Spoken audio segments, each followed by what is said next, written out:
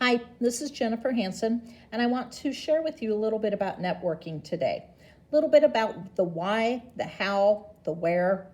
I've put together some videos that I think are good resources for you to be able to watch, to be able to learn from. Got some great information and a little entertaining.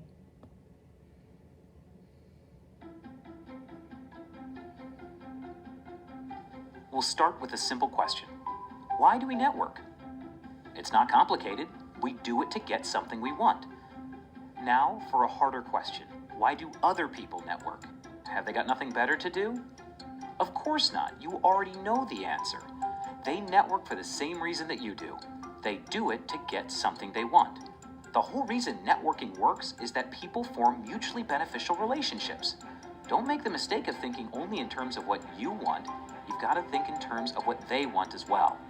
Here are a few ways you can provide value to build or strengthen your connections. 1. In any interaction, be sure that you provide your personal take on a topic or piece of content. Everything you post or repost online on any site impacts your personal reputation. With that in mind, select a set of consistent topics that you'll stick with and steer clear of content that doesn't fit. Don't just repost links you find related to your chosen topics. Include your own insights on the content to make it that much more interesting and valuable to your connections. Why are you sharing the link? What's your take on the subject? Is there some key idea your network should take away? Add your commentary to help your shares break through the noise and make you stand out. 2. Share your knowledge and experience generously. When you're working to establish and maintain your reputation as a subject matter expert, use sites like LinkedIn, Quora, Yahoo Answers, and Twitter to offer your expertise. They're full of people looking for answers and having lively discussions on just about any topic you could imagine.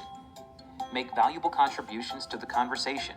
Share what you've learned during your education, provide recommendations, and allow others to gain from your experience.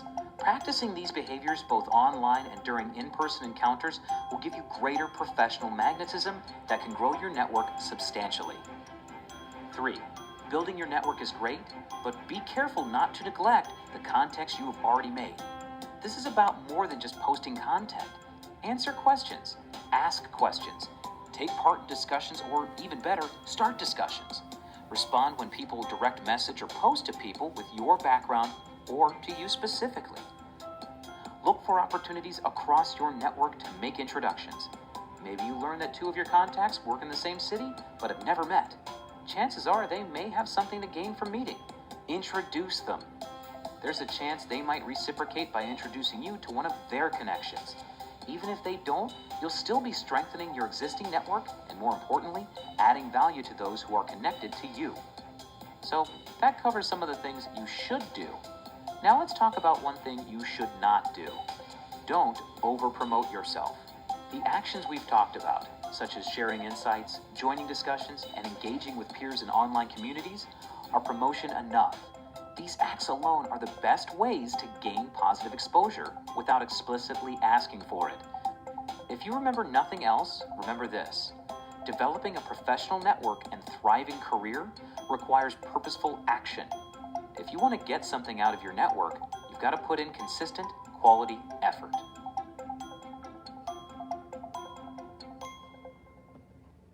So now that you know the why, let's talk about how to start.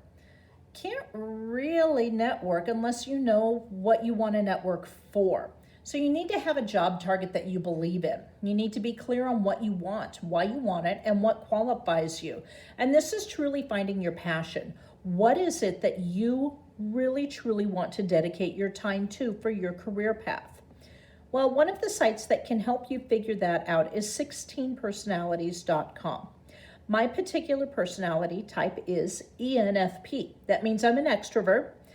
I rely on my intuition, my feelings, and my perception to really guide my decisions and my actions. This particular site, once you've gone through the test, will help you explore some things about your type.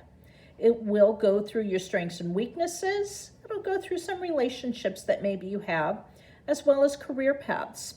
One of my career paths says that I would be an excellent teacher. Well, that's great. and I did teach. I taught kindergarten, and I continue to teach a career class during spring term, which I truly do enjoy. And this is something that does fit in very well with my personality type. Now, does that mean that you can't do something else? No, not at all. For example, let's talk about writing your name. You pick up a pencil, you write your name. It's not that hard. You've been doing it since you were probably 4, 5, 6 years old, somewhere around there. Well, that's usually with your dominant hand. So you pick up any kind of writing utensil. You don't always think about it. You just pick it up and you put the letters on the page in the way that you know how to put them on the page. It's not challenging. It's not difficult. You maybe enjoy it if you're doing calligraphy, or maybe you're painting or you're creating. It's something that you enjoy. It's something that's not hard to always think about what hand you're going to use. Well, now let's pick up that same pencil with your non-dominant hand, the one that you don't usually use. You might have to think about it. How do I hold this? How does it fit in my fingers? It may feel weird. It may not be comfortable. It may take a little practice to get good at it.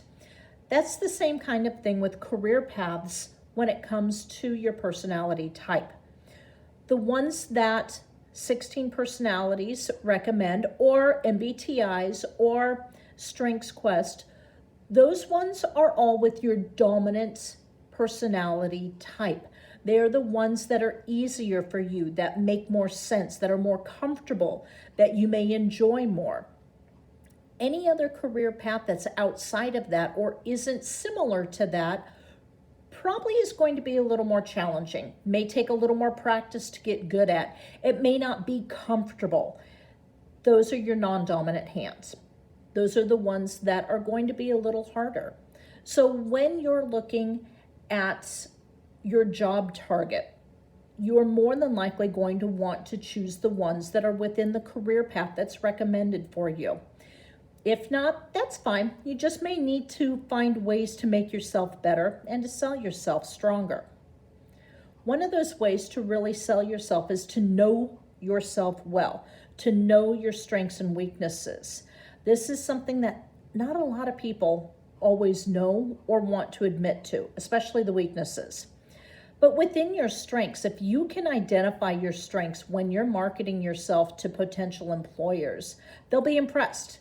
You will be able to talk about the pieces that fit in well within that career path and the pieces that the employer can use within that position.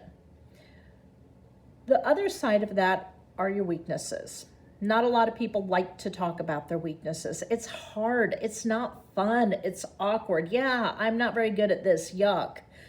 Well, that's okay, but you still need to know them. These are ones that are found throughout typical ENFP personality types. And I do agree with all of them, truthfully.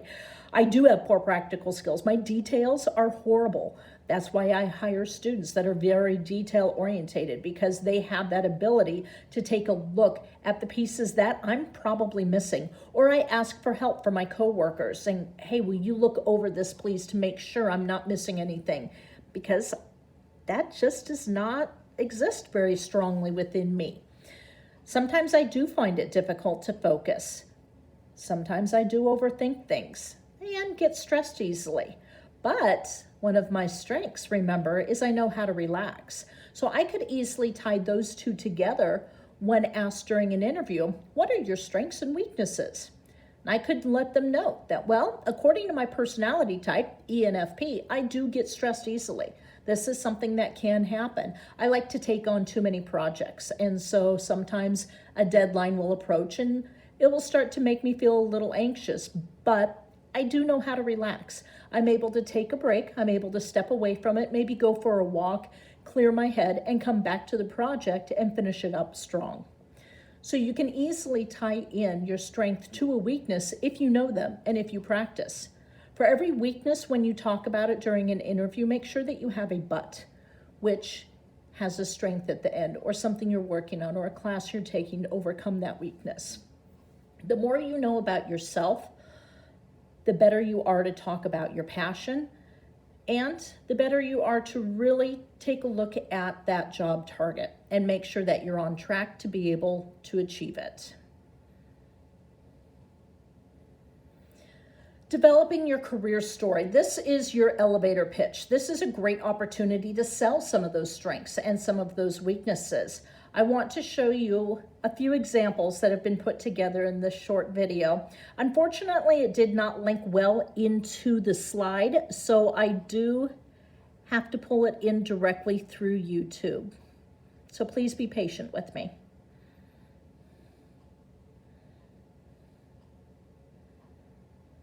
Here's oatmeal from England, and here's one from America. What's the difference? Yep, you guessed. The American oatmeal contains...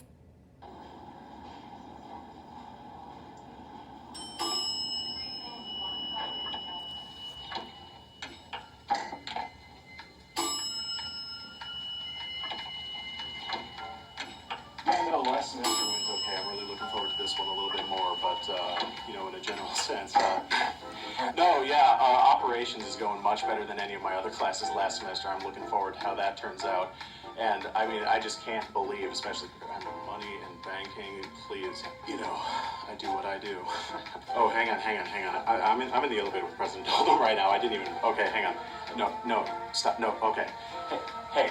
And if you've got anybody in the college of business or anybody that knows, if you need a qualified professional, somebody that will actually get the job done well, then you know what? You know who to talk to. All right, so, okay.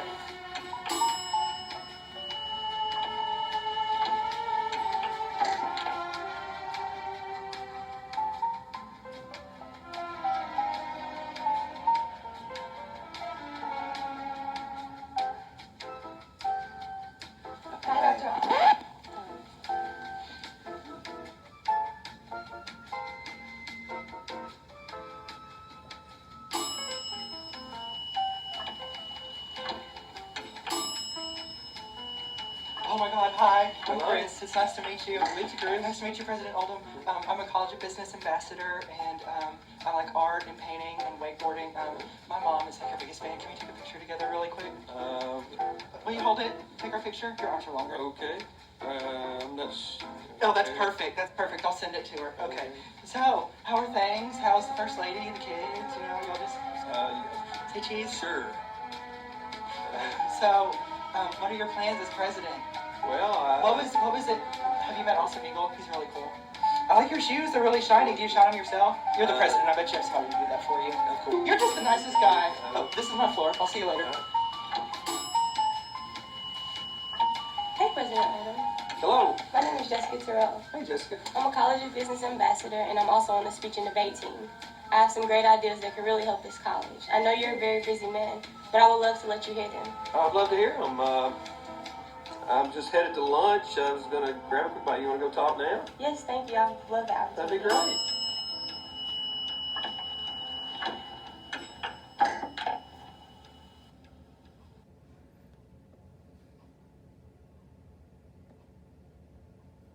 So who do you think got hired? My bet's on the last gal, truthfully. Branding yourself. This is creating your own online profile. This is getting yourself out there and making sure that people get to see who you are. Each industry has their own platforms to an extent, but LinkedIn is a universal one that a lot of different recruiters and employers look at and learn more about you. It's a great site to be able to network and to be able to build your relationships with people online. Here's how to make your profile great. Number 1, pick a professional picture. Not just any picture. No, not that one.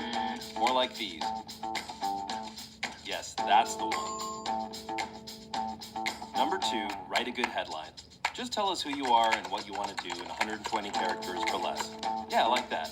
Remember, nothing too personal, nothing too clever. Number 3, tell us about your education. What's your major? What classes did you take? What skills did you develop? C++? Art history? Portuguese history? Quantum thermodynamics? Yes, put those. Number 4, list your experience.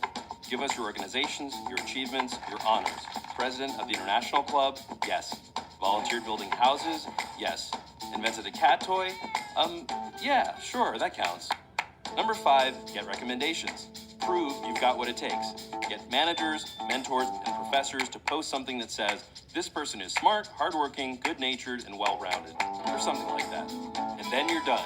You shout, this is me! You do a celebration dance. You feel good. You stand out. You know you're on your way, because there are jobs to be found and recruiters looking to find you as you watch this. That's right now, this very second. What are you waiting for? Go, find, be found.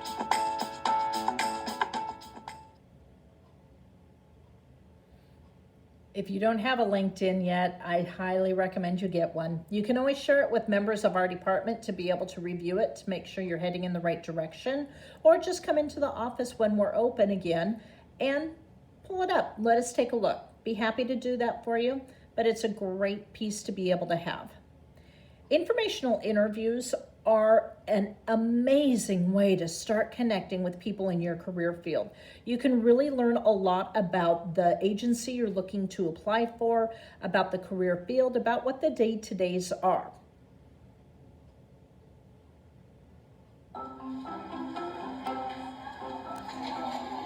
An informational interview is an amazingly powerful tool. It can help you learn about different types of work you're interested in. And by providing inside perspective, it may even connect you to opportunities you couldn't see from the outside. So let's take a look at what informational interviewing is all about. An informational interview is not a job interview, and it's not a trick you play to get a job. If you're asking for a job and they do have one, then they'll likely start judging whether you're a good fit. And if they don't have one, then that conversation ends there. The key to a successful informational interview is curiosity. With sincere curiosity and good questions about your interviewee's life and experience, you gain insights into their successes and failures, how they got where they are, and what's important to them. Your curiosity will lead to an authentically engaged conversation, which also opens the door for the interviewee to get curious about you. The professional you're speaking with might say something like, wow, you're asking some really good questions. And in that transition, informational interviewing becomes even more valuable for someone looking for work. Informational interviews give you an opportunity to see what kinds of work resonate with you and help you determine what communities you would like to be a part of. In a good informational interview, the professional you speak with gets a lot out of the conversation too. They get to discuss their life and their work with someone who's curious about their experience and values their expertise. Plus, they get the pleasure of talking with someone who's genuinely interested in what they do. How do you do it well? Here are 5 tips to get you started. First, do your homework. Take some time to research LinkedIn or other online platforms to learn about the professional you're interviewing. Consider what questions you have about their life and work. The second tip is to try to meet in person. On the phone is okay, but face-to-face is best. 3, always try to buy the coffee or lunch. Your interviewee is giving you their time. Paying is a good way of showing your appreciation and beginning to create a connection. 4, ask your interviewee who else they recommend you talk with. If the interview has gone well, they may be willing to connect you to other professionals you can learn from and who might have opportunities for you. Finally, tip number 5, after the interview, send a thank you. Email is okay, but a handwritten note is even better. And if they ask you to keep them posted on your progress, do so.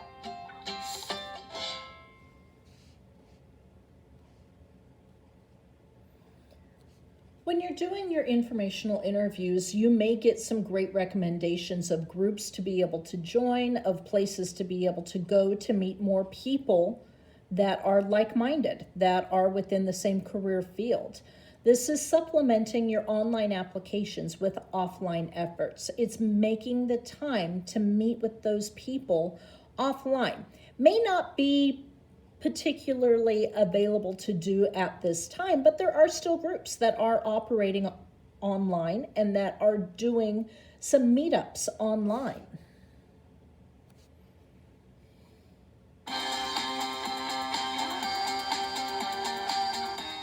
So number one, connecting in person.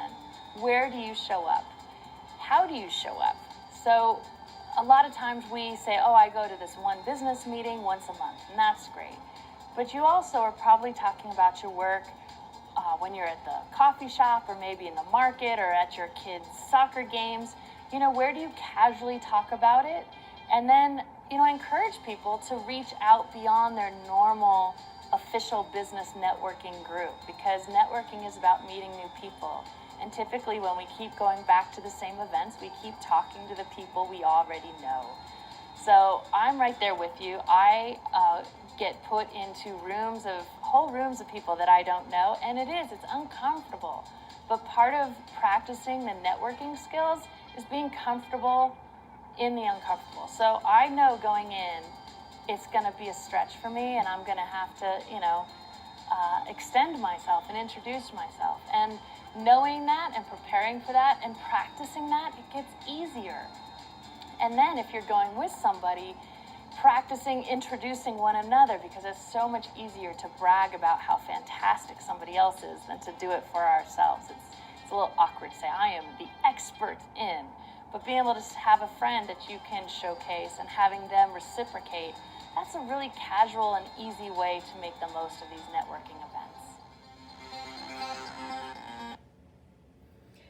Meetup is one site that can help you find groups that are available to meet up with. This can give you some ideas of what's out there and who's out there that are like-minded, that maybe have opportunities or networking availability. Let's take a look very quickly at this site. You can look at the different categories that are available to start looking into.